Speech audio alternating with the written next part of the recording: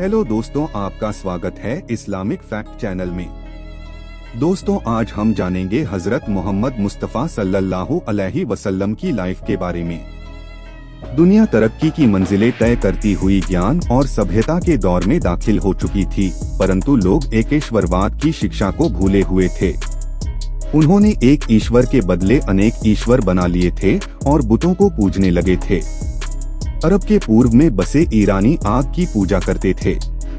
चीन और जापान में बौद्ध मत के मानने वाले अपने धर्म के संस्थापक को ही पूजने लगे थे।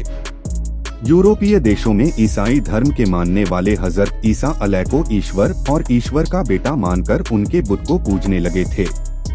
यहूदी भी अपने धर्म की शिक्षाओं को भुला चुके थे। स्वयं अरब के लोग जानवरों का जीवन व्यतीत कर रहे थे। कबीलों में बंटे हुए, लूटपाट और मारपीट जिनका पेशा था, वे शिक्षा से दूर थे। लड़कियों को जिंदा दफन कर देते थे। ईश्वर के पैगंबर हजरत इब्राहिम अलैह और हजरत इस्माइल ने मक्का में काबा का निर्माण इस उद्देश्य से किया था कि उसमें केवल एक ईश्वर की उपासना हो और वह सारी दुनिया के लिए एकेश्वरवाद का केंद्र बने। मगर अफसोस कि उसी काबा में 360 बुतों की पूजा होने लगी थी। इन तमाम खराबियों के बावजूद अरब के लोग के बहादुर, निडर, दानशील, वादे के पक्के, आज़ादी पसंद और सादगी पसंद थे।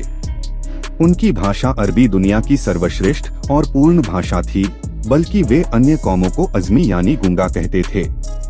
उच्च विचारों को व्यक्त करने और दिलों पर प्रभाव डालने के लिए अरबी से अधिक कोई भाषा उपयुक्त नहीं थी। उपरोक्त परिस्थितियां इस बात की अपेक्षा कर रही थीं कि मानव को विनाश से बचाने के लिए फिर एक मार्गदर्शक भेजा जाए जो उन्हें इन विकृतियों से निकाल सीधा सच्चा ईश्वरीय मार्ग दिखा सके।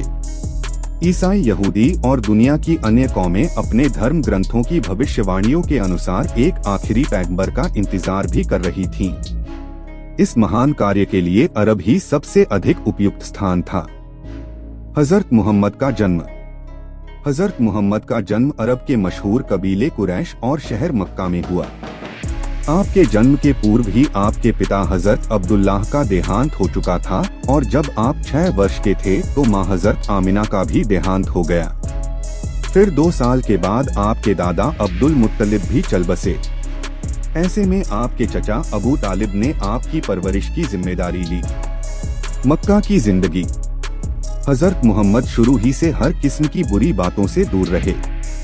शराब, जुआ एवं बुत परस्ती से भी स्वयं को बचाए रखा।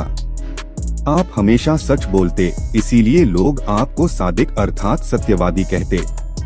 आप अमानतदार थे, आठ लोग अमीन अर्थात अमानतदार कहते थे और अपनी अमानतें आपके पास रखते थे। उस जमाने में अरब में पढ़ने लिखने का रिवाज न होने के कारण आप पढ़ लिख नहीं सके। उनके कबीले का मुख्य पेशा व्यापार था, फलतः बड़े होकर आपने अपने चचा के साथ शाम, सीरिया और यमन के दूरदराज देशों की व्यापारिक यात्रा की। मक्का की एक नेक इज्जतदार विधवा स्त्री खदीजा से आपका विवाह हुआ। विवाह के समय आपकी आयु 25 वर्ष और हजरत खदीजा की आयु 40 वर्ष थी।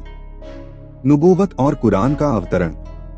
अरब में व्याप्त बुराइयों से स्वयं को बचाए रखने, चिंतन मनन और ईश्वर की उपासना के लिए हजरत मोहम्मद के निकट एक पहाड़ पर हिरा नामक गुफा में चले जाते।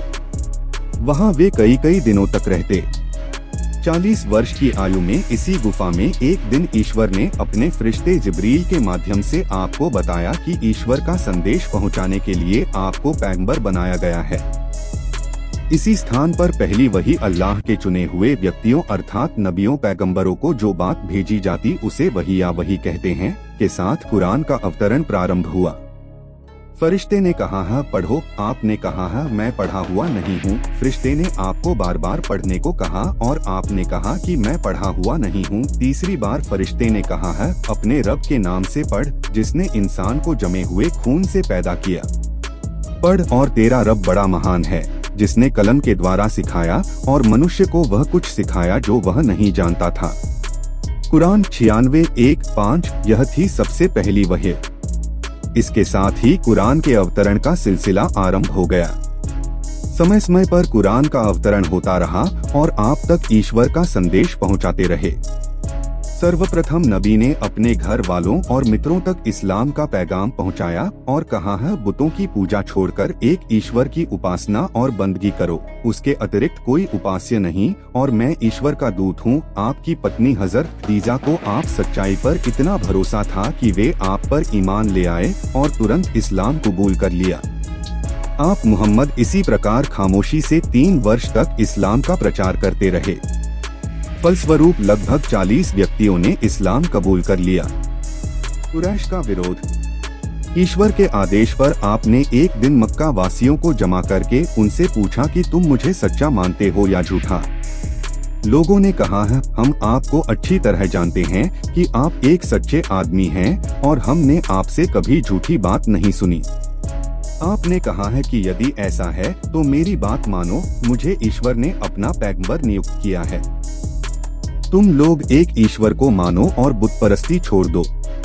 किंतु लोगों ने आपको सच्चा मानने के बाद भी आपको ईश्वर का पैगंबर मानने और एक ईश्वर की उपासना और बंदगी करने से इनकार कर दिया।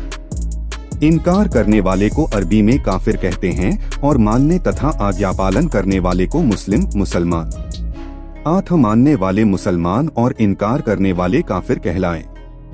इसके बाद इस्लाम के मानने वालों और इस्लाम के विरोधियों के बीच कशमकश का दौर शुरू हो गया। हजरत मोहम्मद और मुसलमानों को तरह तरह से सताया जाने लगा। उन पर पहाड़ ढाए गए। इस्लाम विरोधियों के जुल्मों सितम और उत्पीड़न को देखते हुए आप कुछ मुसलमानों को मक्का छोड़कर हबशा देश चले जाने की इजाजत दे दी। इन जुल्म व ज्यादतियों के बावजूद इस्लाम फूलता फलता रहा।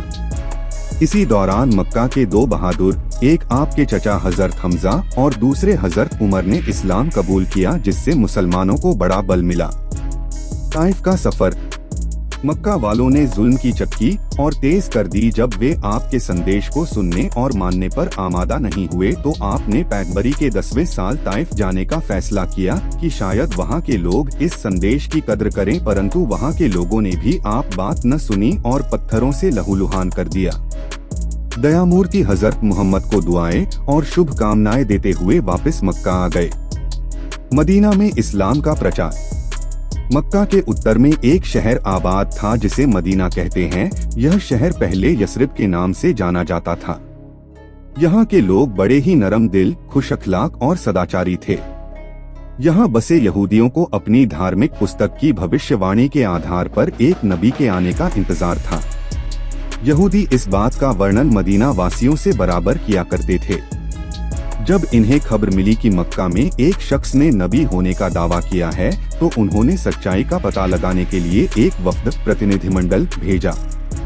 आपको सच्चा पाकर उन लोगों ने तुरंत इस्लाम कबूल कर लिया और नबी के सामने अहद किया कि वे ईश्वर के साथ किसी को साझी नहीं करेंगे, किसी पर झूठे आरोप नहीं लगाएंगे और चोरी, जिना, बच्चों का कत्ल और नबी की अवज्ञा नहीं करेंगे।